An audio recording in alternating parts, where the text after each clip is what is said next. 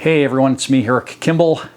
Do you remember a few videos back where I showed how to patch a bad drywall cutout around an electrical box? And at the end of that video, I went on the opposite side of the wall into my living room and I cut a hole in the drywall to show you the back of the box. Well, I think it's right here.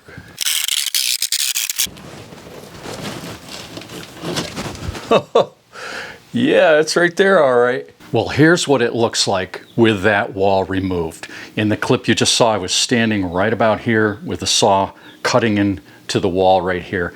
Now the wall is gone. This is kind of a big deal here in my family because this was an outside wall and it's been here blocking our view of our addition. And I started this addition over 5 years ago. The outside is done. The inside, I'm getting to it. I'm going to be drywalling soon. This is the way it goes when you don't borrow money. You pay as you go, and you try to get things done while working and making a living. It's called delayed gratification. It's the story of my life. This addition is our retirement addition for my wife and I. We have a downstairs bedroom and a master bathroom there. We've got a little storage and we've got this larger living room. And this is the focus right now. I want to get this living room drywalled. I want to get the windows trimmed, get the doors in, get the floor in before Thanksgiving or maybe Christmas.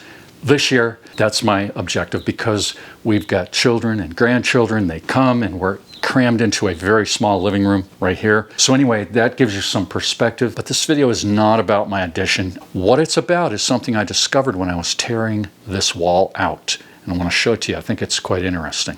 So in the process of tearing out that wall, I also tore out 2 electrical boxes with receptacles. This is one of them. And I have a video that I made fairly recently where I explained that I like metal boxes better than plastic boxes. So what we have here is what I like. It's a 4-inch square metal box with a plaster ring and a receptacle. And I typically mount these on a board between the studs. Okay, I screw the box into a board, which is what I had right here. I had a 2x between the studs and I cut through it a little bit here and I took my hammer and I whacked it out, and you could see right here that I had a couple of screws. That's how I attached this board. I toe-nailed screws through each end of the horizontal blocking. The interesting thing about knocking these blocks out with my hammer is that the screws that I used to attach the blocks were 3-inch drywall screws, and they did not break. Let me get these up here. I saved them. They did not break. They bent. You see those? Are they focused? I hope they're focused. They're bent, just like that. They're all bent. There's a bent one, and there's another bent and twisted one. Oh yeah, you got to see that. See those? They didn't break, they bent. Every single one of those 3-inch long drywall screws that I used to hold that blocking bent. None of them broke. Now, why am I telling you this? It's because, and I got to get this right, 2 years ago, I posted a YouTube video titled Carpentry Trick, How to Easily and Accurately Toenail Studs. That video went kind of viral. It currently has 650,000 views.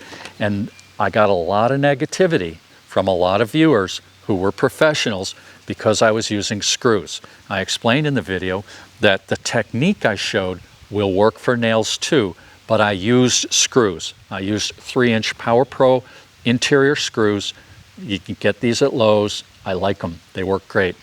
But anyway, the fact that I used those screws to toenail those studs got a lot of comments. People corrected me and said you shouldn't use screws because screws break. Well, I'm here to tell you, screws do not break, okay? And they have their place. Now, I understand that if you take a drywall screw or a Power Pro screw like this and you drive it halfway into a piece of wood and you take your hammer and you whack on it, it's going to break off cleanly. It might bend a little to start, but it's going to break right off. And if you take a nail, a 12 penny, a 16 penny nail, and you do the same thing with it, it's never going to break. It's going to bend. And in structural applications, when you're framing, you need to use nails. That's the code, all right?